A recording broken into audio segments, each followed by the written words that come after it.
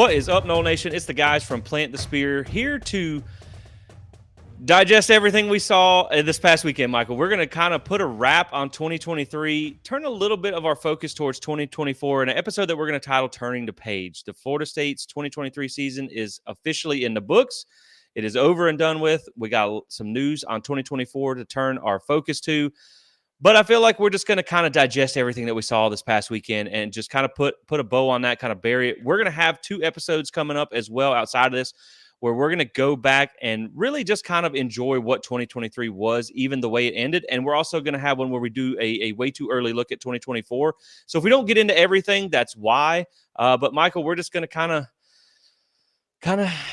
you got to talk about it at some point, my man. So right. it wasn't how we wanted it to go. The season didn't end the way we wanted to, but there's so much packaged in what happened in 23 and what's already going on for 2024 and some of these moves that we're just going to kind of digest all of it. So thank you for joining me. And, thanks for opting into this one because, man, it was that was a disappointing weekend. I know you were there. You actually were at the game. I'm right. sorry. I watched it with a bunch of Georgia fans, so it probably wasn't much more fun. Hard for you. Man, it is what it is. It's not the first time I've been barked at by a grown adult. So, you know what? Thanks for having me. Always, I love being a part of Plant the Spear. First of all, just a little fact. I was in the Florida State section of the arena, so I didn't really get barked at. But for the most part, I think Georgia fans may have felt very bad for us, and so they were actually pretty kind on their way out of the stadium there. But listen, 63-3 wasn't expected. We didn't predict that, but I think in my prediction, I said 45-3 and, I was just a few points off there, but this was only too bad. That was the first half score. Exactly. It was. You're so right. I think I texted you. I was like, I did not expect them to hit my prediction in the first half. Right. Listen, it was to be expected that this was going to be a blowout, especially when we found out, right before the game that, Braden Fisk and some of those other guys that had been projected to play did not end up playing in that game. And, what you saw was the depth of Georgia, against the depletedness of Florida State. And if you're watching this as a Noel fan, here's the thing. We're Noel blooded. We'll always be Noel fans. You're never going to stop us from cheering for the Noels. But yeah, that game was hard to watch. It was sad to be a part of. But this is not indicative of this program. It's not indicative of this coaching staff. And we here at Plant the Spear, we trust and we believe the climb that's still happening in this program. But to say the same thing as that was very disappointing. Yeah, I was fortunate when watching it with the Georgia fans because they got their shots in early and then they got bored. So they just went and found something else to do and they kind of left me alone. So it was easy that way. It was easy. But yeah, man, I mean, like just talking about the game because it did happen. So we'll talk about it a little bit. I mean, hey, you set a record for the worst bowl loss of all bowls ever. That's not the way you exactly want to end a 13-0 season, but I've defended this on social media 5,000 times.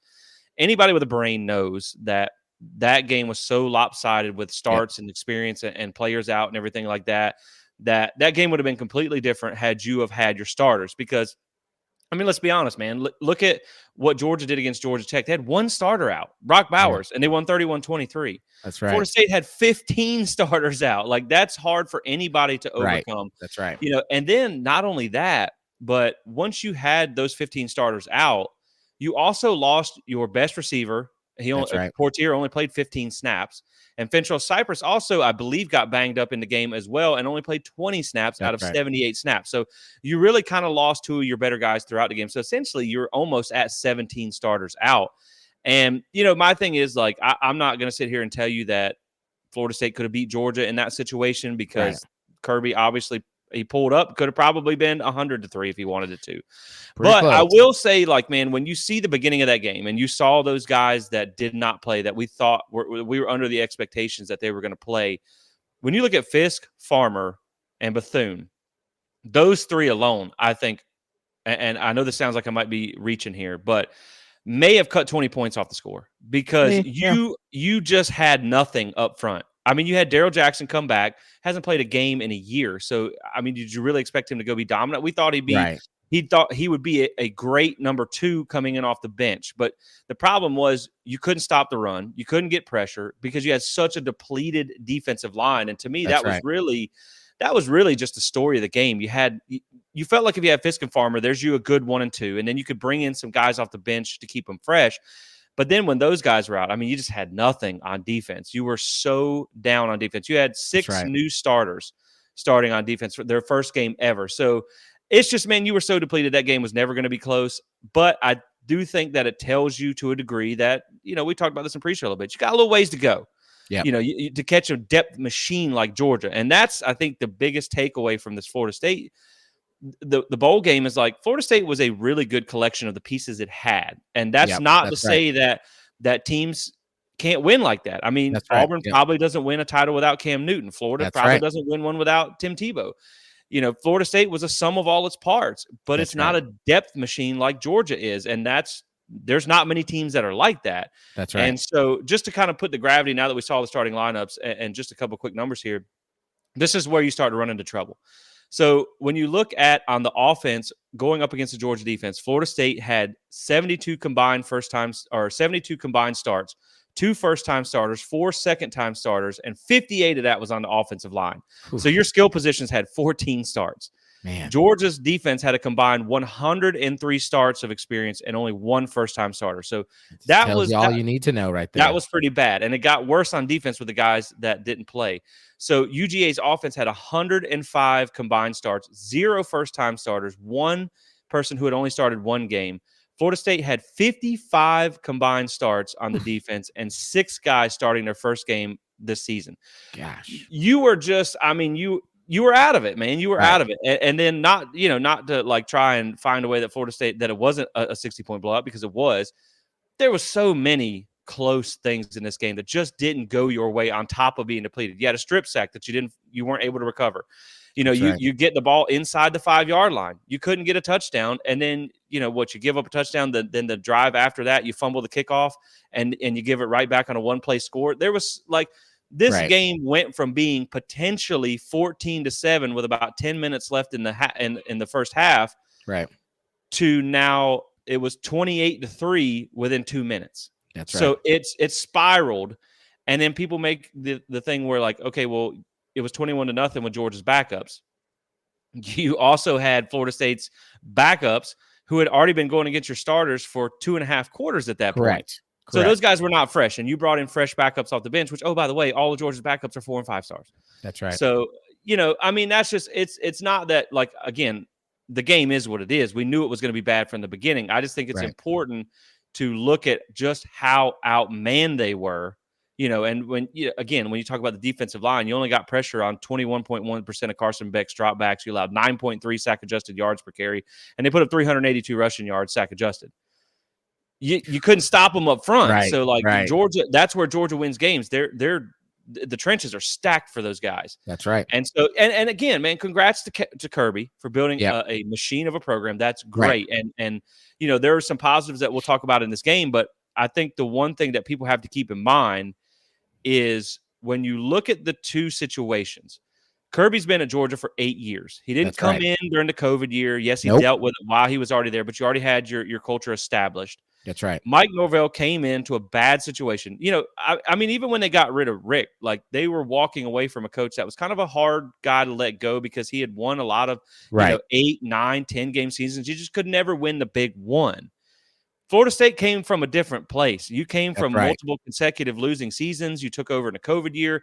Yep. You're trying to get to where Georgia is, starting from a deeper hole that you're digging out of. That's right. And so Mike Norvell, because, and we can kind of divert into this right now, because the one thing that pisses me off about this game more than anything is the people that are taking shots at Florida State's culture. Yeah. Now, I'm going to talk out of both sides of my mouth on this. Yeah. On the one hand, we just talked about it. Kirby built his program with program guys. They don't use the portal a lot. That's right. Again, they weren't digging out of that same hole. Mike Norvell took the transfers to get out of a hole. I mean, what would you rather be? People can talk about it's the transfers that lead to the culture issues. What would you rather have? 13, 14 transfers on your team that opt out of a bowl game, but you went 13-0, or don't take any transfers and go 5-7? I'm taking 13-0 every day, 8 days a week. You can give me that deal. So That's Mike right. Norvell did what he had to do to get the Right. program to the level that it's at. But now I'm going to talk out of the other side of my mouth a little bit. I think you do need to. This shows you need program guys like a Kalen DeLoach. Even a Malcolm Ray, a guy who's been here for a while, was in the portal and still played. So you have some guys that it means a little bit more to them to stick around to the end because, again, we talked about this in the bowl preview show, and this is a real testy subject here. This is you got to walk a real fine line with this. I'm not calling the players quitters. I'm not saying anything like that because I don't think they quit. It's their decision to go out and pursue their NFL dreams. It's their health. It's their money. It's not my decision to make. It's not anybody on social media's decision to make. That's right. I just felt bad to watch Mike Norvell, the leader of the team, have to go out there and wear a 60-point whipping. Yeah. While everyone else just kind of headed for the hills. And I think when you saw the, for what it's worth, epic post-game speech, I think you could tell the opt-outs bothered him a little bit. I think he felt like some of the guys just picked up their stuff and left. And so, it is what it is. I know he'll never come out and say that. And again, it's the player's decision. It's not mine. But I feel bad for Mike having to go out there and take that beating the way he did. Yeah, I think you can. I think two things can be true at the same time, right? Is one, you can feel bad. You can not like that the players opted out because of whatever reason, you want to feel. Like I didn't necessarily like that those healthy players who probably weren't top fourth round draft picks, 4th round or higher draft picks, they opted out. I didn't like it. I mean, of course not, man. I would rather them play for, Florida State and try to, at least make the game somewhat, decent. At the same time, the other side that can be true is that those kids, we don't know their stories. We don't know the decisions that they're having to make, the environments and influences that are in their life that are pulling them this and that direction. And so for them to make a choice to protect their future, whatever their future may be, and by not playing in that game, I also understand that too, right? So two things can be true at the same time. Do I also think that Mike Norvell understood why they made the decision they did? Yeah, he did. Do I also think that Mike Norvell didn't like that they made the decision they made? Absolutely. Two things can be true at the same time. Yep. And I think like you said, you alluded to in that post-game speech, particularly not the one in the locker room, but the one in the post-game press conference, where he had said that, that some of the players made decisions and as coaches, whether we agree or not, man, our job is to be alongside of them, to care for them and get them, to where they need to ultimately go and things of that nature. And so, yeah, I think for sure it wasn't fun to see some of those players opt out, but you also understood it. Now, is that an indictment that Florida State has a bad culture? Heck no. Because you have to understand, these players were brought here under the premise that if they did everything the coaches asked them to do, they would have a chance to compete for a national championship. They did absolutely everything the coaches asked them to do. They went undefeated. They beat both their rivals again. They won the ACC. They went into Clemson when no school had done that in a long time and beat them. They beat LSU to a pulp. By the way, LSU's long snapper trying to come at Jordan Travis. Boy, we shamed him to death because, boy, your team got owned twice by Florida State. Sit down. Go snap a ball somewhere or something. But they did everything they were asked to do. And then 12 people in a room said, nah, you're not good enough. And so I understand why those players who were, let's just call it what they were, 1-year rentals, said, okay, well, then I'm going to go and get myself ready for the next league because you just told me what I did didn't matter, right? So two things can be true at the same time. It's not indicative of the culture. What is indicative of the culture is those players that played, that showed up, that gave it all they had. That, I mean, you're talking about Kalen DeLoach. Man, kudos to that man. I salute you, Kalen DeLoach. I love you, man. You are an incredible representative of Florida State football. And let me tell you, there are more Kalen DeLoaches on that team. Georgia, one of the things, like you said, like Georgia, the reason why all those players played, well, a lot of the reasons why, think about that. A lot of them were either 4th-year juniors or 5th-year seniors. right? So of course they're going to play their last games for Georgia. But also, like you said, Kirby has had years to build a culture and program there, right? And I imagine that if Kirby was in year 4, like Mike Norvell is, and this had happened to Kirby, you would probably have seen the same thing happen to them at Florida State. But because he's 8 years in, 2 national titles, 7 consecutive top 3 high school recruiting classes, like, yeah, of course they're going to show up because he's built that culture. Mike Norvell and Florida State is on the way. That culture is not broken. And for anyone who says it is, you do not know college football. You do not know Florida State football, and you should sit down. Right. I don't think it's an indictment on the culture by any means, because the reason I say that is because a lot of the guys came back, like you mentioned. They could have went somewhere, at least some of the guys, and I know some people are like, where are they going to go? But some of the guys could have went to the NFL last year. Look at Jared Verse. I mean, he was a first-round grade last year, second-round grade, whatever. And so he came back to do what you said, try and win a national title, and they did everything that they could have done. I understand Georgia was pissed off too. Is Georgia probably one of the best 4 teams in the country? I guarantee you they are. Yes, they are. Does beating the thing is, when you say that, does beating our backups by 60 points get you into the playoffs? No, it doesn't. So those guys just decided it wasn't worth the risk, and as fans, we're disappointed, but we understand the decision that they made, because a lot of times for college football players, especially pre-NIL era, this is your one chance to make money. This is it. And so you have to, that's why they call it your money year. So you have to do what's in your best interest, because they might not ever have a chance to make that much money again. And again, like, Georgia was mad, but they lost their conference championship, so they knew why they were left out. Florida State did not have that main bit, and everybody comes in saying, well, they could have went and proved this like Georgia did. They strapped up and won a bowl of fruit, because you didn't get anything for winning the Orange Bowl. Like, you got to eat some oranges on a stage under some confetti. You don't get into the playoffs for that. And so, but the reason I say that, again, that's not an indictment on the culture, is people are so focused on the here and now that they forget Florida State didn't have any opt-outs for last year's bowl.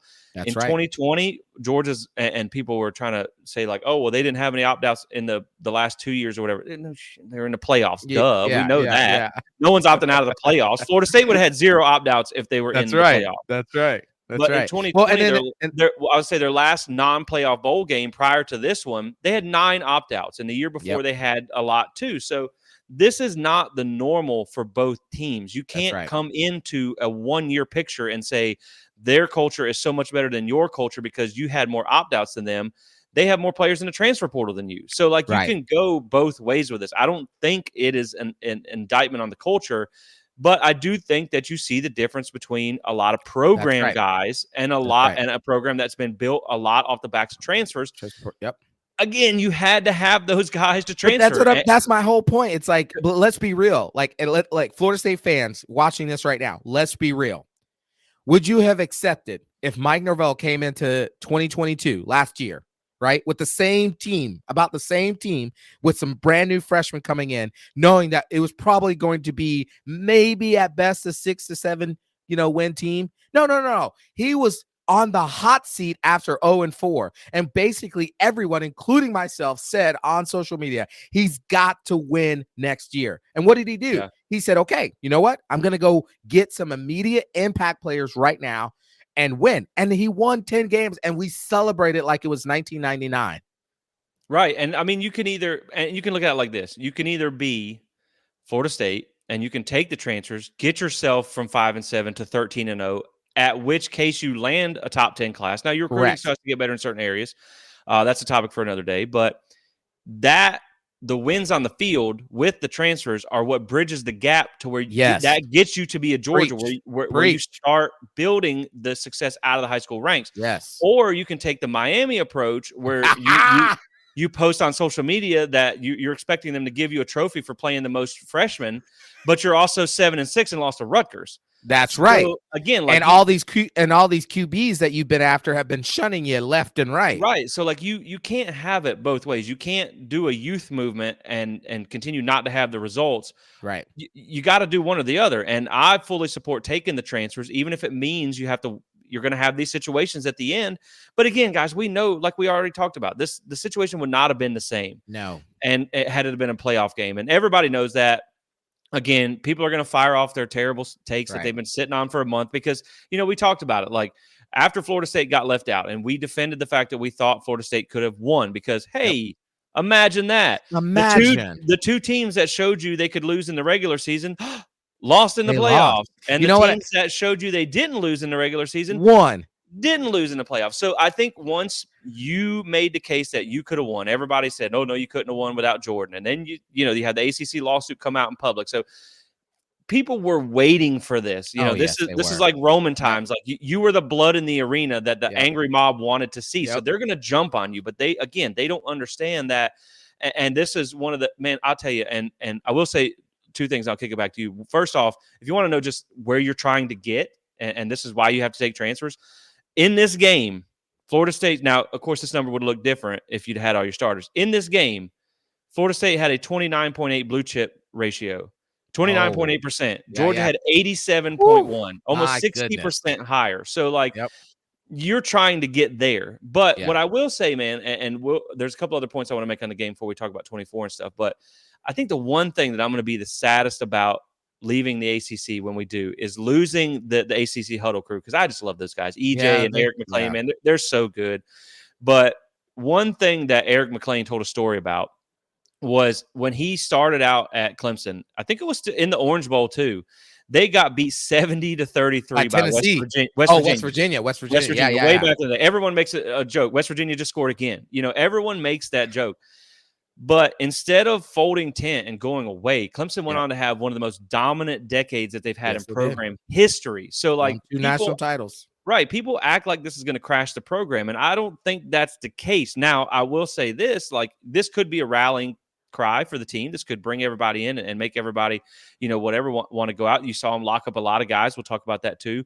Coming back for 2024, and you've got your quarterback now. That's another big thing there. Thank God we had some positive news for once in our life. Man, finally. Right. But that doesn't necessarily mean anything. You know what I'm saying? I do think that a lot of that will depend on what you do next year. Right. If you go out and you have a bad season, and I mean like bad season next year, 6 wins or something like that, you could say this probably led to that probably led to that. But if Florida State comes out next year, you got DJ at quarterback now, you got some other pieces you're hunting in the portal. If you can get back to a 10 wins, possibly an ACC championship, and back in the playoffs, nobody's going to worry about what happened in this bowl game 12 months ago. Nobody's going to care about that. So that's right.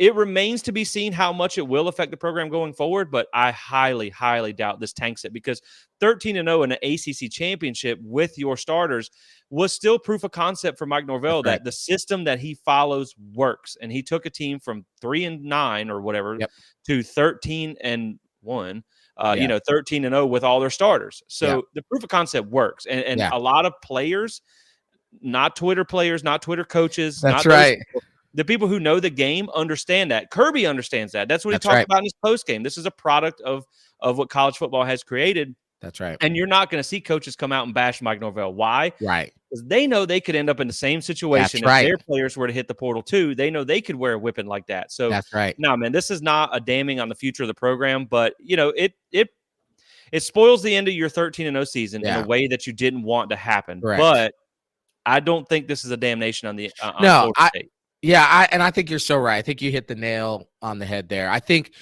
this is another pivotal moment of the program. It's not damning, right? But it's also not like a blessing. It's that weird in between of it could swing one or the other way. And the reason why I have the utmost confidence that it's going to swing positive for Florida State is because look at the last pivotal moment for Florida State. 2 years ago, Florida State, I flew across the country from California to Tallahassee, excited to see my Noles play Notre Dame. And they had a chance to win that game, and they didn't.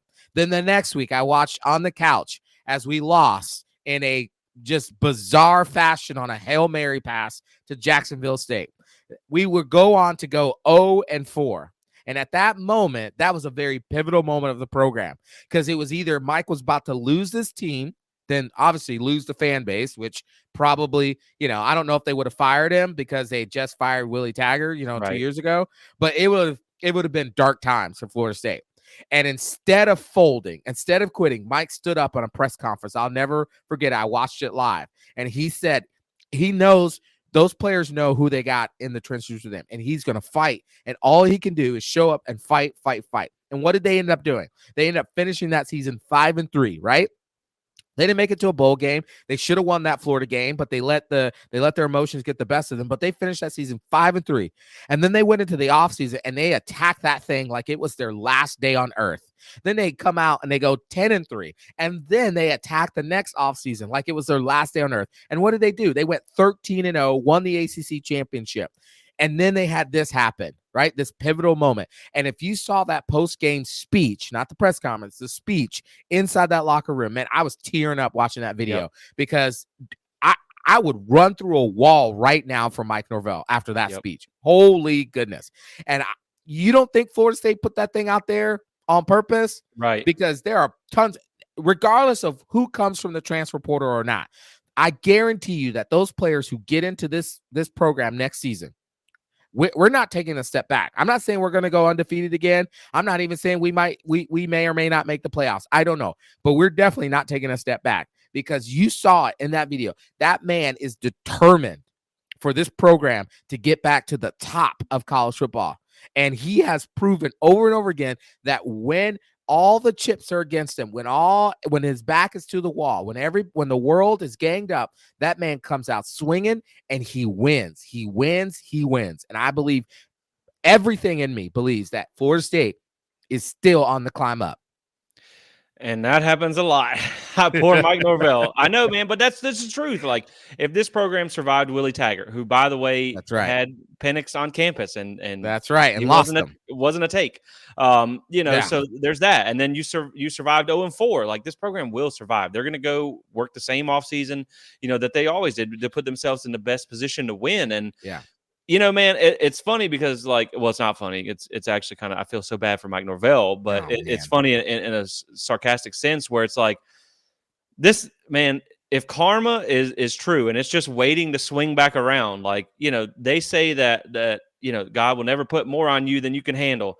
He's testing Mike Norvell right now because just what he has been through, the COVID year, the Jordan getting injured, the little bit of culture issues they had early on with some things. If you guys remember back to when he first got here, then you get snubbed out of the playoffs. Then you take this type of beating in the Orange Bowl. Like, man, when the karma finally swings back around, Mike Norvell's about to win 6 national championships. I feel it because, but you got, you have to admire the way he goes about it. He never breaks Mike. You know what I mean? He's always true to himself. He always is consistent in his message. And there's never there's never a, oh, woe is me. Yeah. It's let's get back to work. And so I think that's why you're going to be fine going into next year. And, to be honest, when you look at this game, as unfortunate as it was, there are some things like I feel like Brock Glenn made a better impression. Now, he still looks like a true freshman. It still wasn't great. Yeah. But he made a better impression in this game. I think you feel good about him being your backup in 2024. I mean, he took less sacks. Yeah. His QBR was almost double what it was against Louisville. Yeah. His yards were almost double what it was against Louisville. His big-time throw rate was 11.5%, which is great. So, you saw that stuff that was positive. And, and here's the thing, too. If you don't think the starters mattered that much, look at the offensive line. That was really only place that was really an intact group. Yeah. They only gave up 2 sacks. They only gave up 2 sacks. Yep. They gave up almost similar pressure numbers they actually gave up 3 less pressures against Georgia than they did Louisville. So tell me that, hey, guess what? Starters actually make a difference. Yeah. Now listen, starters matter. For people out there saying, "Oh, the Florida State should have they should have still, tried to play a game." Man, come on. You're talking about, 4-star plus and 5-star plus players versus probably a lot of your, 3-star, 2-star players, your walk-ons. I mean, that's what Florida State had. And listen, I don't believe in karma, and I do think God can give you more than you can handle. But what I would say, though, is that if you show up and you do what you're supposed to do, right, which is what Mike Norvell and that coaching staff does, that those players are going to get better. You've seen the development. Right. You've seen what they've done. They've proven over and over again that if you get into this program, they will develop you to the best of your capabilities. Now, you look at somebody like Gilbert Elman, he came in and you're like, well, he just transferred out. Well, like, because he had reached his potential. They got him to as much as he could. Sometimes you can only squeeze the orange, and you're only gonna get as much juice as in that orange. And so in the same way, man, I trust that whatever is coming, it's going to come, and it's going to be good for Florida State. Right. And I think you also have to look at too in this game, you got a lot of guys who got experience that they hadn't had before against the upper echelon of college football. I mean, it is what it is. Like you got baptism by fire. Like you learned real quick how good you got to be to play at that type of level, the championship level that you want to be at. And so I think it's good for those guys to get exposed to that type of environment, going forward, because there were so many young guys. I mean, again, I think this is the good that you take out of this. You had 8 first-time starters. That's bad on the scoreboard. That's right. That's good for next year. That's right. 35 guys played 20-plus snaps in this game for Florida State. 29 of those should be here in 2024. That's some that we assume would be back. Probably 28, because I think I included Edmond in that. So, again, you got 25-plus guys, depending on a few more washouts or whatnot, that will be back next year that got to play in this game. That's significant experience for these guys that are coming back. You also had the incoming freshmen, Cromanhawk and, Lester and all these guys that were there throughout the process. They got to get up to speed already. So, again, these are the positives that you can take out of that. There's not a lot of positives that you can take out of a game like that, but you did get really good experience. You got 2 extra weeks of practice for bowl prep for a lot of the young guys that you can build off of going into 2024. Because I mean, let's be honest, man. You lose 63-3, that's absolutely embarrassing, and it sucks. Yep. If you lose 4-3, guess what? You still lost. It doesn't matter. Right. So it is what it is. This ain't Moral Gables. We don't take moral victories here. Exactly. It didn't matter if it was close or not. You still lost. So at least you got that experience, and that's going to build going forward. So there are some good things that you can take from that experience, even if as painful as it was. But I do wholeheartedly believe, that they are just going to keep hitting the ground running. They're going to come back and turn their focus to next year. Again, you already got some good news the day after the game.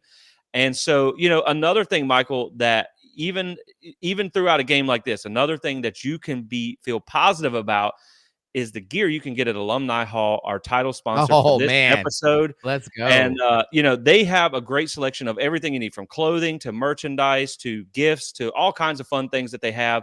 And you guys can get it at a great price using code SPEAR. That gets you 10% off your entire purchase.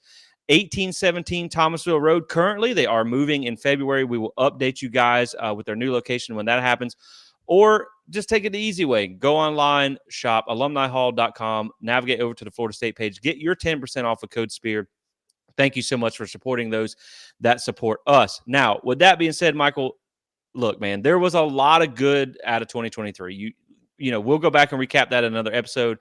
You won the conference. You knocked off Clemson in Death Valley for the first time in a long time. That was really your early season goals. You still accomplished a lot of those things.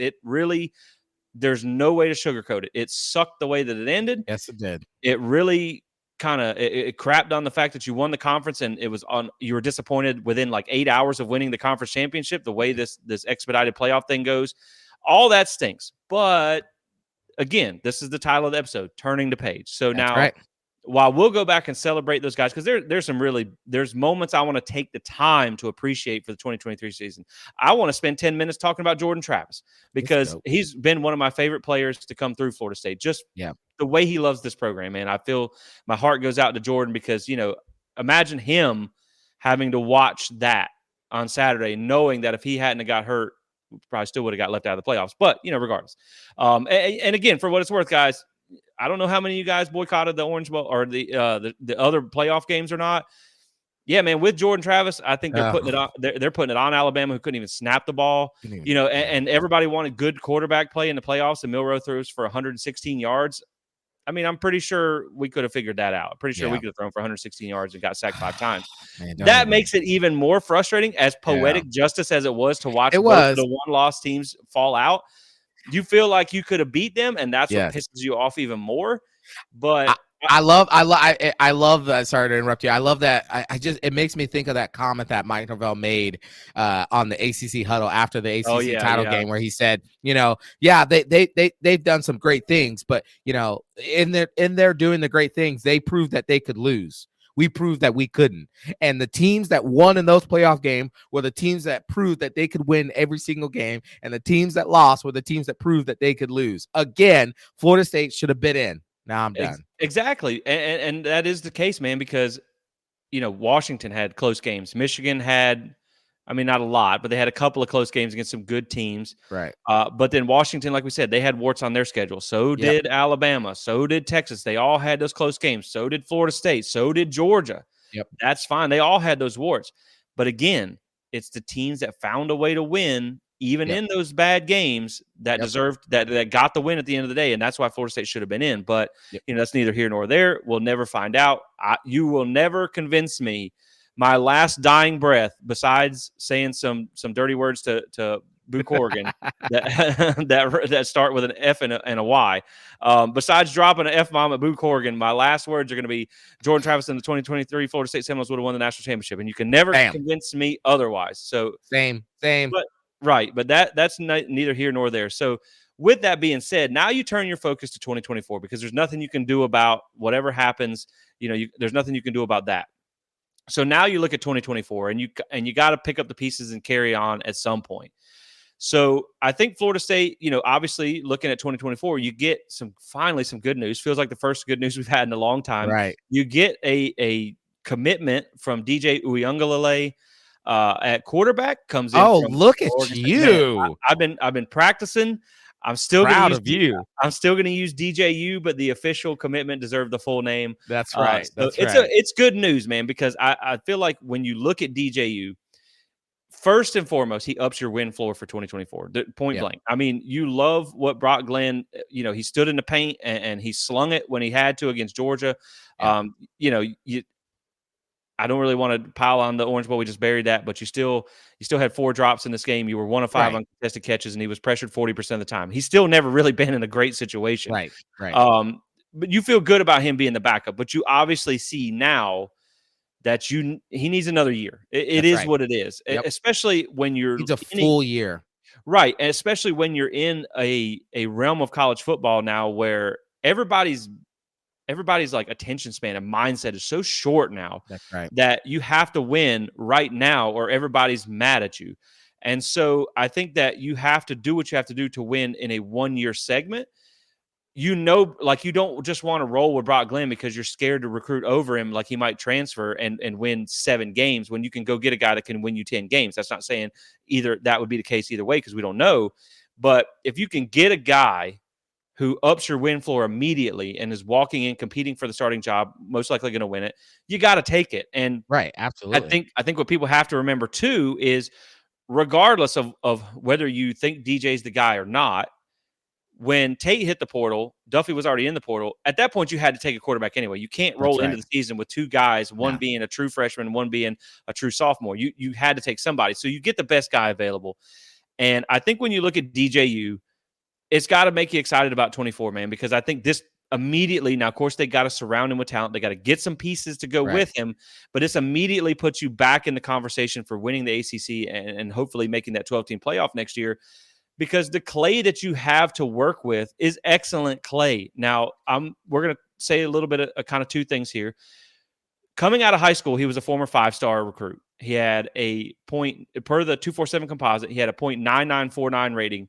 Jameis Winston was .9915. So this guy was even higher rated than Jameis. Right. In the same class, he was ranked higher than C.J. Stroud, Carson Beck, Will Howard, Tate Rodemaker, and Tyler Van Dyke, all from that 2020 class. So he was the number 2 nationally and number 1 pro-style quarterback. So this is a guy that it's there. Like all the tools are there. 6'4", 250-plus pounds, a rocket of arm, can throw the ball probably 80 yards. But a lot of people are going to go, the hype has never really matched what you would like look at what CJ Stroud did, look at what Carson Beck has done, you know what I mean, things like that. People are going to point to that, but a couple of things I will say when you look at DJU as your quarterback, and if you want a full on breakdown, I recorded a video about this, why DJU could be the answer for FSU. I suggest you go check that out. But the thing you have to think about at Clemson was, first off, he criticized that offense on the way out the door. They didn't use this. They didn't use him in the system. They didn't adapt the system to him. They tried to make him adapt to the system. Well, they fired their offensive coordinator. Yes, they did. And they threw for less yards a game and less touchdowns this year than they did last year. DJ was not really the problem there. No. Clemson's also biggest knock the last 2-3 years. They don't really have a lot of dynamic receivers. Nope. And so, thank goodness Will Shipley. Best of luck in the NFL, bro. I'm so glad that boy gone. Get out of here, man. I don't know what it is with y'all having these little white dudes that play for like 35 years. Hunter Renfrow, all Hunter Renfrow. Like, man, I don't know what it is, but he's out of here, thank goodness. But again, it doesn't look like DJ was the problem there. And then you look at what he did at Oregon State. Had a good year, but you could say, okay, they went, I think, like 9-4, something like that. But that was a little bit more of a talent issue. So when you look at 2023 Oregon State, per the 247 team talent composite ratings, they're 56th most talented roster. 56. So you don't have a lot of surrounding talent, and they still had a relatively good season. Good season. For reference, in 2023, Florida State is the 20th ranked talent. So again, you give him that talent. And Clemson, his last year there was 5th. Now the receivers were kind of the weak point there. But again, you put him in a system that can succeed. For DJ, they use him how they're supposed to, how he best benefits in that offense. You give him some talent around him, which Florida State's going to have to go get some dudes. Right. By the way, his number one receiver is in the portal. Let's see if we can make that happen. Yeah. I know he might be a little guy, but hey, we just talked about Renfrow and and Shipley. So but this is a guy that you bring in, and I'll kick it to you and let you give some thoughts on DJ here. This is a guy that comes in with 40 Power 5 starts. 40. I don't think your two quarterbacks have been through 40 practices yet. Yeah. So this is huge, man. Brock Glenn has 2 starts, and in those 40 starts, he's 30-10. Yeah. So again, you got a guy with proven experience, a guy who can win you games. Am I saying he's going to come in and be the Heisman, a Heisman hopeful, like maybe you would have thought with Cam Ward? No, I'm not saying that. You're going to need probably some better dudes on the, you've already locked up a bunch of guys, but maybe if you get some better offensive linemen, some better receivers, maybe we have a legit conversation then. Yeah. But if you're just looking for a guy who can replace the production that Jordan Travis had in 2023 and can win you those games, that can get you, because keep in mind, as disjointed as we thought Clemson was falling off in 2022, we said, are the cracks in the foundation there? Right. We all think that. They still went undefeated in the ACC and won the ACC championship and went to the Orange Bowl. So you have a guy that even in a down year led Clemson to that. And so I think this is a guy that at the end of the day can come in and win you games and let those young guys mature another year to not only when they're ready, but now they'll also be learning under the wing of a guy who has 40 Power 5 starts. That's right. Yeah, and the thing about DJU that I like a lot is, like you said, he's 31-10. He's a proven winner. He's proven that he can win at the highest of levels. He, is at Clemson. They I can't remember exactly what their record was last year. I think it was 11-2. I think 11-2 or 10-3, something like that. Yeah. Yeah. And so, I mean, the thing is, though, he won multiple games. He won 10 games. He came in and Clemson used him wrong. Like you said, they used him wrong. They tried to mold him to their offensive system instead of molding their offenses around him. Well, we know that if you look at Mike Norvell pre-Florida State, DJU is the type of quarterback he constantly went after and wanted. Right? That big, stocky, with a good arm, can run, can be mobile, and all those things. And so he's now got that quarterback. So I highly, highly believe that you're going to see a lot of that Memphis style of play come back to Florida State. What we saw earlier, which is running counter, getting that running game going. This year, we just did not have the ability to really do a lot of what we did the last year because we didn't have the offensive linemen. They couldn't stay healthy, one. And two, and this might just be my opinion, but I really believe that Mike Norvell understood what type of team he had this year. And he looked at that team and said, Jordan is the key. If Jordan gets hurt, this thing could fall apart. And what happened? The He was second right. to last game, right? Jordan. Now the team didn't fall apart, but that Right. offense wasn't the same. Right.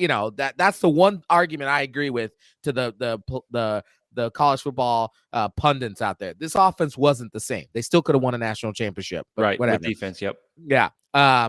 So getting DJU in, who is a durable guy, who's not, I don't think he's missed any game for injury. He's a great passer. He has great skill set. He reads well. I think you get him in, you get some players around him, and I think he's going to be good. The one thing that I do think is a issue is really his accuracy. Yep. I think that's been the thing that has kind of been harped on him. If you watch him, if you go and watch any of the film on him, he has a long windup. A lot of quarterbacks will have the ball here and they just go. His ball comes all the way down and then through, right? And so what ends up happening is he ends up throwing sometimes behind the players, so they have to adjust, or he doesn't get it right into that pocket. And I think Coach Tokras and Mike Norvell, I think they'll work. They're not going to completely adjust his throwing motion because look, he's got 1 year. You're not going to change it in 1 year. But I think they're going to try to make sure they create an offense that accounts for his throwing motion. Right. Changing some of the timing of when to throw, when to step back, all those different things to help account for that. But man, I'm actually really excited. I know Florida State was pursuing both Cam Ward and DJU, and whatever you believe about who was second and whatever, I don't know. What I do know is that the whole time I kept thinking, yes, Cam Ward seems more explosive, but man, DJU not safe. I don't want to use the word safe, but he feels the most surefire thing that can help us get to 10 wins. My goal next year is for us to get to 10 wins. If we get to 10 wins, then everything's on the table as far as the ACC championship, as far as the playoffs, all those things. And I felt like DJU it feels for me more of a 10-win quarterback than Cam Ward was. Right. I agree. I think when you looked at both of them, I thought with Cam Ward, you had that wild card. You know what I mean? You could have a Heisman winner. You could have a Jaden Daniels in your pocket. Right. But I also think with DJU, I was excited about him from the beginning because you had a guy that you felt like could come in and still play at a really high level and do the things that you need him to do to be successful. And it's funny because you mentioned the durability. That's what you get out of the size. I actually was kind of writing an article up on DJU, and I noticed that, and I didn't put it in the article because our look at Florida State, and I didn't want to jinx anything. We didn't want to jinx it. Right, but he's been present for pretty much every game that he didn't get. I know he got benched in a few at Clemson, but that's the thing, man, is again, you bring in a guy who can immediately up your win floor, that can put you in that conversation. Again, is he going to be the best quarterback in the ACC? No, I'm not saying that.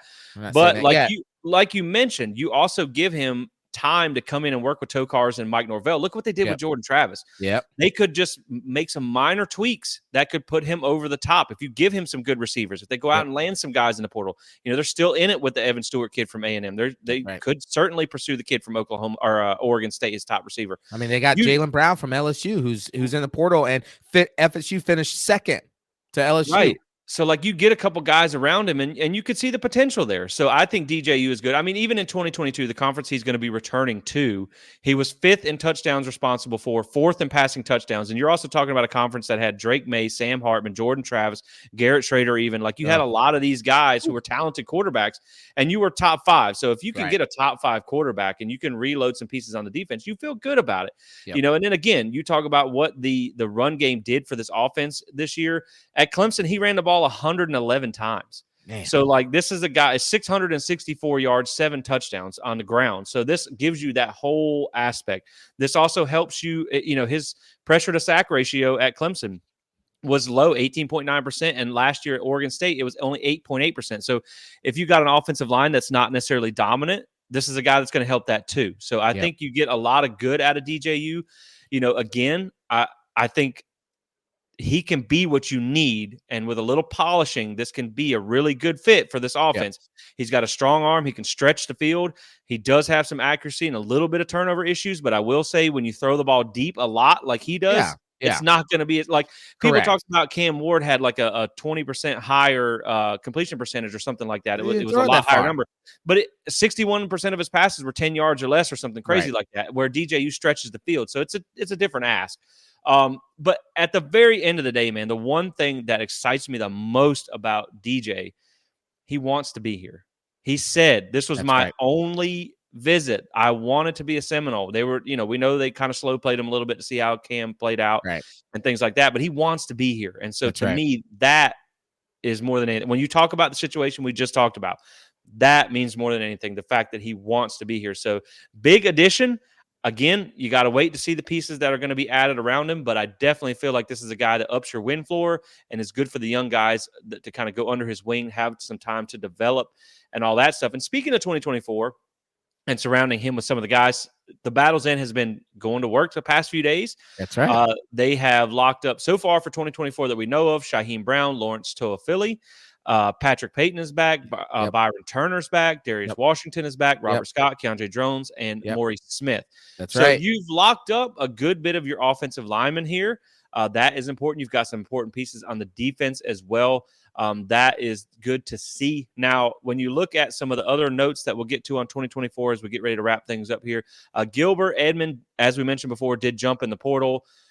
It stinks to lose a depth guy with some experience, but at the same time, he wasn't necessarily a big impact player for you. Right. So you're going to have to replace the production. Yes. But, if you look at if you get a guy or two, bless you, then you feel perfectly fine with that. Now, visits there are going to be a lot of visits happening this weekend through the 7th. I believe it's open because you got an extension window for some of the teams that played in the playoffs. No one's talking about the 9 players, I think, that hit the portal the day after Alabama lost. That's right. Where's their culture issues? There was one guy, I forget who it was, one of their best defensive ends. He said, "I'm gone for show. Like, I'm friggin' out of here." Like, the dude was still wearing Alabama pads. The bus ain't even warmed up yet, and he's like, "I'm out of here." So, like, you want to talk about culture? Well, there you go. So Edmond out. Now, some names to watch in the portal that are going to be coming up. Speaking of Alabama, Earl Little Jr. from Alabama, EB, is in the portal. This is a former 4-star class of 2022. Now, Bama is actively trying to get him to stay because they know the upside potential they have. But keep in mind, Patrick Surtain was his high school coach. Boom. So you have an in there. He is supposed to visit Florida State this weekend, so that could be an addition. Now, you like a lot of the DBs that you have, but you can never have enough talent. You always want to recruit over everybody with the most talented guys because that's how you get to be like a Georgia. You think Kirby cares if a 4-star is like, "Oh, no, you recruited over me." Right. I have fun in the portal. Like, that's how you build that depth. So, like we mentioned, they're still in it for 5-star Evan Stewart out of Texas A&M. Currently visiting right now, you have a Furman offensive lineman, Pearson Toomey, on campus right now, 6'3", 295. 33 starts at Furman. He is originally from Jacksonville, Florida, so that's probably a good reason why he got him on campus. This is a guy, he's got some size. He's got a lot of experience even at that level. He did play against, I will say this, I went and looked him up. He did play against South Carolina this year and had some pretty good PFF grades. Now, PFF grades aren't the, they're not the end-all be-all. But, his PFF grade in that game was 75.8. That's really good. Pass blocking was 83.6. So this is a guy, I think he only give up like 1 sack the last 2 years. And he's got a neck beard. Right. So, like, anytime anytime you get a big burly lineman with a neck beard, that's Dylan Gibbons. You know what I mean? Dylan Gibbons, that's what I was going to say. That's the type of guy that moves dudes. So that's someone that you feel good about there as well. Some of his run blocking grades are hit or miss, but he's a good pass blocker. So that could be someone.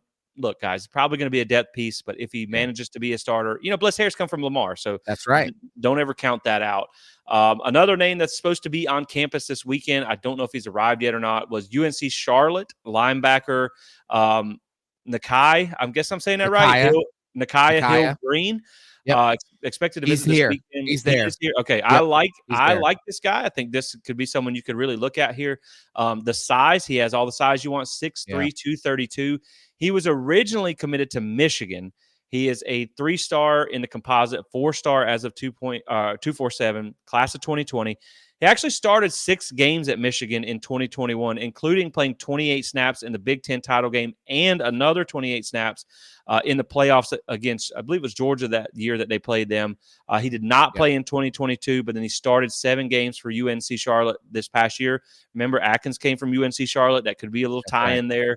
But again, this is a guy that, as a sophomore, came in and played in a playoff game for Michigan. So I think if you can get him, if the Orange Bowl, I know they were young, I know they're inexperienced. If the Orange Bowl exposed you in one area, it's going to be linebacker. So you have got to get some help in here at linebacker. You have to, because Kalen DeLoach is gone, Bethune is gone, Lundy's gone. You got to get some linebackers in here. So that's a good one there. There's also some interest between UF linebacker Scooby Williams. There is mutual interest there. That could be a target to develop as well. And the last 2 names I got for you here, the Indiana running back Jalen Lucas is supposed to be visiting starting on the 5th, starting tomorrow.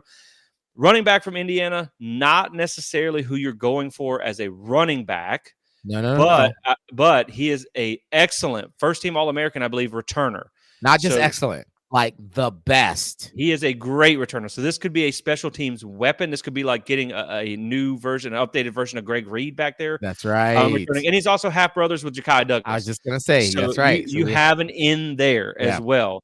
And the last guy to talk about here, I saved the last because it's probably not going to go your way like you wanted to, and that's the Purdue defensive end. He has got a crystal ball to go to Texas A&M. He's supposed to be on campus this weekend. We'll see if he makes it. If he makes it, breaking news, he committed to Texas A&M. And we'll stop talking about him there. But I will say this. A lot of people are going to be disappointed in this, and I totally understand that. Look, it is what it is, man. When you want to have this conversation, you got to get better at recruiting in the trenches on defense. It is what it is. You can develop guys better than probably any team in the country. They've shown that ability. Right. You got to get clay to mold. You can't sit there and make pots with no clay. Right. But this is a guy that was like 30 minutes from campus, his hometown at Texas A&M. Elko is one heck of a defensive coach, and you got a Texas A&M who can throw a bigger bag than anybody at anybody. That's right. So that is not one to be. It's disappointing, but don't trash the staff for losing one. Right. Texas A&M had home field advantage, money advantage. They had all coaching, that stuff. all like that. It's disappointing, but it's not the end of the world for that one. I will say, and I know we're going to do a show, later on here in the off season where we talk about more really the state of the program and coaching. So I won't get too much in it, but we're going to talk about, that the trenches. There's some issues there as far as at least on the defensive side of the ball, and in the recruiting part. And so we need to address that so that we can be fair and unbiased. Right. But that area of recruiting, the development's there. Like, don't get us wrong, the development's there, but that recruiting, there's some things that we need to talk about there. Right. You got to get some guys in the fold. I mean, really, when you look at, to me, when I'm looking at 2024, and again, we're going to do an episode hopefully next week on a way too early look for 2024. Those are just some of the names that you're watching for this weekend. So, of course, they could still get a lot of guys on campus. There's still the spring session as well. You only had to have your name in the portal. Didn't mean you had to be committed somewhere by this time. So they can still get some names in. It's just, you found one that you really liked and you missed out on. So that's unfortunate. I still think going into 2024, without going too far into this, if you want to compete for like an ACC title and push into the playoffs and all that, you're going to need a lot of pieces. And I think you need at least 2 or 3 guys on the defensive line. That's going to be the one place where you see what happens when you don't match up against a team like Georgia. That's right. They run for 10 yards a carry. You see what happens. You saw what happened in the 10-3 year. You couldn't stop the run up the middle because you didn't have that depth at defensive tackle. So it has to get better. Right. Hopefully there's some guys that can get out of the portal. Hopefully they can develop some of the guys that they have on the roster, but it's just got to get better if you're going to compete at that championship level. Now, I think there's a lot of positions where Florida State can just kind of agree to go young next year, give themselves the best shot to get into the playoffs and win the ACC. Maybe you don't need some guys, but if you're really trying to compete on that high level, I mean, let's be honest, Michael, you need probably another 10 to 15 pieces out of the portal. I know it sounds like a lot. It sounds drastic, but again, if you're trying to replace these pieces and you're trying to do that roster churn to get to that talent floor level where you can win the ACC and you can put yourself in that playoff conversation and then compete, you still got a long way to go in the portal. So they've got 2 really good pieces so far. Right. But that's it. Because when you look at the high school class coming in, it's the best class Florida State has had, in a long time, since 2014, I think, 2015. 2016, I think. Yeah, 2016. So it's the best class. There's about maybe 1 to 3. I'm gonna put it in that range that could legit be, top 2 depth chart pieces. Right. The rest of them are development. They're good. Trust me, they're good, but they're still development. And so you're going to have to go get, if you want to stay in that upper echelon of the conversation, let's say the top 12, you want to stay in that top 12 of the conversation for the college football invitational, you're going to have to go get some more players to continue to help you bridge the gap. Because again, like we said earlier, you're going to need at least 3, maybe 4 more of top 10 recruiting classes before the portal now just becomes you get 2 or 3 pieces.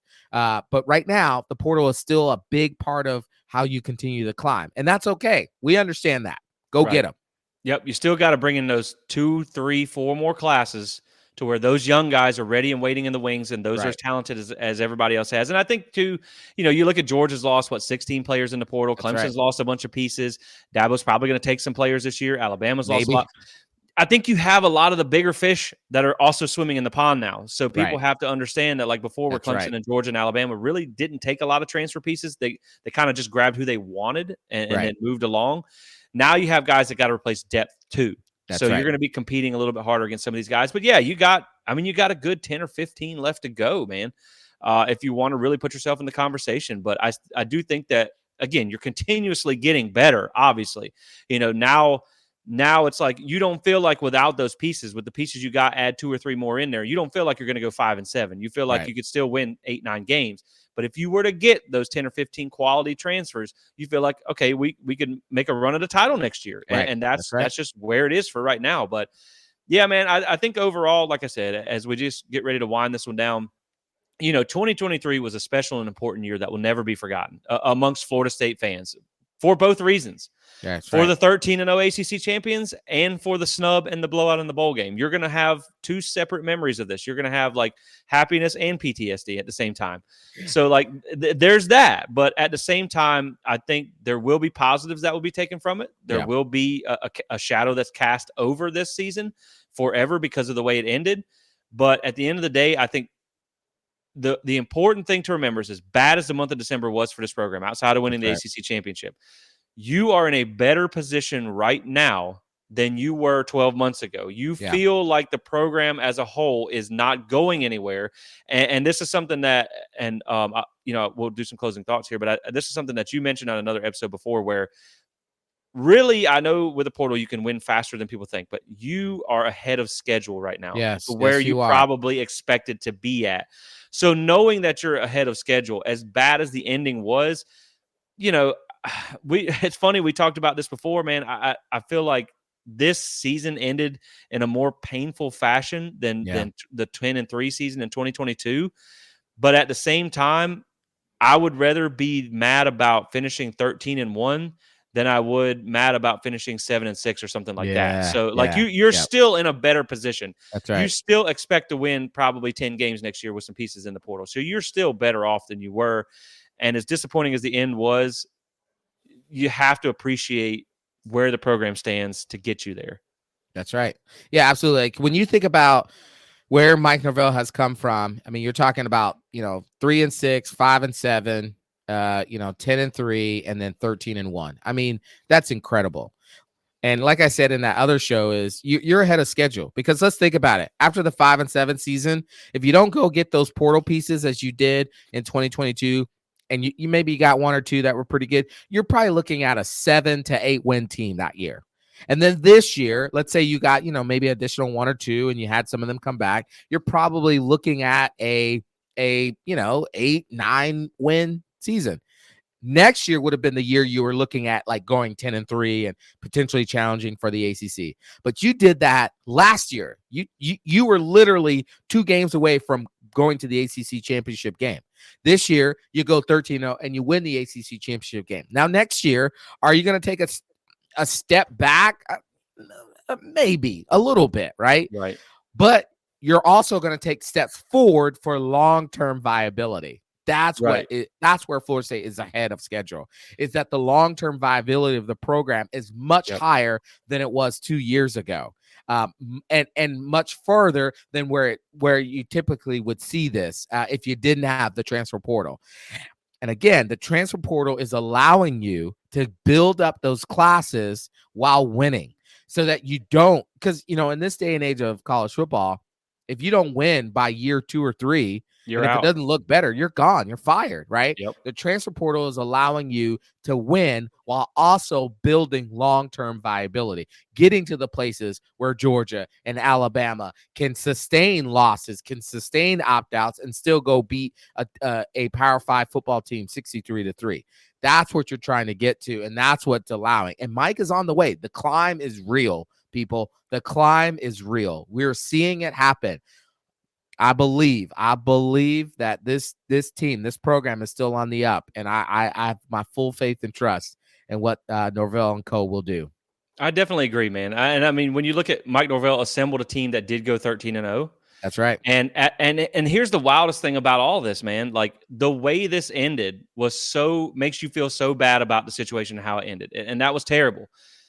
On the flip side of that, no matter what anyone tells you, hypothetically, like there is a 50-50 chance that had Florida State have got into the playoffs, Mike Norvell would have won a national title. That's right. In That's year right. 4. So That's like right.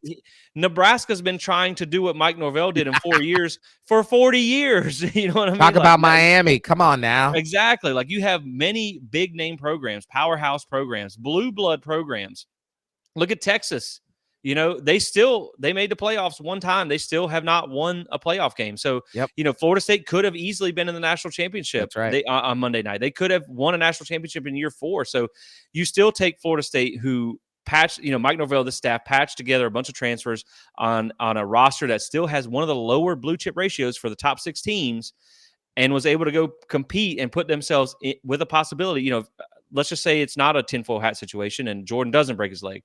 There's a good chance Florida State, Mike Norvell put together a program that went from 3-9 to a national champion in 4 years. Right. That's really impressive. So you give him time to keep recruiting and keep building and you got the best 2 quarterbacks you've had in this entire time, no offense to Jordan, on your roster. You have a 4 and a 5-star that are competing. So the pieces are there. The method is there. The path is there. It's just unfortunate that you'll always have in 2023, you'll always have the what if. Yep, that's right. That's the hard part, because Mike Norvell very well could have won a national title this year, and we'd be looking at this whole situation completely different. It's not that he could have, but Jordan Travis got hurt and they lost an ACC championship game. No, he very well could have. They got screwed out of the chance. That's a whole different ending to the story than Jordan got hurt, you lost a game. You did everything you were supposed to do. So you feel good about what they can do going forward. You know that a lot of it was pushing their chips into the table for this year.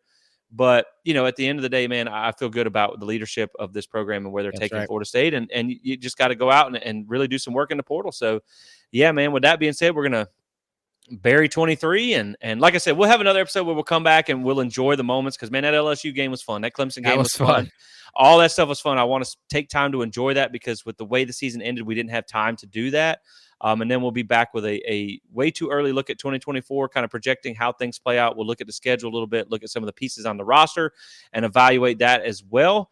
But yeah, man, all in all, a really fun year came to a disappointing close. But at the end of the day, you feel like you're still in a good position no matter what the outcome of that Orange Bowl was, because it would have been different with all your starters. So, I believe, and man, I'll tell you what, that cinematic recap, I didn't know if I was ready to watch it. Man. And it destroyed my heart watching it, because I loved this team. This was that, and this is my last comment here, but the one thing about this team too, not only did they win on the field, they were easy to root for. They were easy to cheer for. It was a good group of guys, and I think that they were a very lovable team. Kalen DeLoach and Jordan Travis and all these guys were really easy to cheer for. So that was a good thing as well. I think the off the field, the on the field, everything made you feel good about this program. And I'm excited to see where it goes next year. So, with that being said, guys, we'll be back next week with some more shows coming at you. You guys have a great weekend, and, just enjoy what it was, man. So until next time, thank you guys for watching. Thank you for your support throughout the 2023 season. And although the season is over, we'll be ramping up content for you guys all off season. So stay tuned, like and subscribe to plant the spirit to stay connected, and we'll catch you in the next one.